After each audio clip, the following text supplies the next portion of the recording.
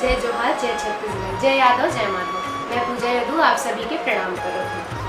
अमर स्वजाति बंधु के द्वारा 16 जून 2024 दिन रविवार को राज मुख्यालय रायपुर में वार्षिक अधिवेशन के कार्यक्रम रखे गए और मोला बताते हुए बहुत प्रसन्नता होती कि रायपुर राज्य जो है वो नवाचार के माध्यम से जिन्हें प्रचलित है, नवाचार के माध्यम से जाने जाते हैं। हर साल कोई न कोई नवाचार करते। ये साल भी हमर स्वजाति बंधु हमर समाज के अंदर जितना भी प्रतिभावान लड़का है वो सब ला प्रोत्साहित करे बर, आगे बढ़ाए बर सम्मान समारोह के कार्यक्रम रखे गए।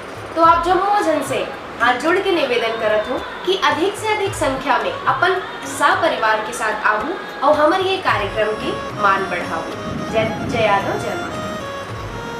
हमारे ठेठवार समाज के अंतर्गत होने वाले सभी कार्यक्रम आप सब तक हमारे YouTube चैनल ठेठवार सभा के माध्यम से पहुंचा थे। तो आप सभी से निवेदन है कि हमारे YouTube चैनल ठेठवार सभा से आप सभी जुड़े रहूं और जितना भी वीडियो है वो सब लाइक करूँ, सब्सक्राइब करूँ और शेयर करूँ।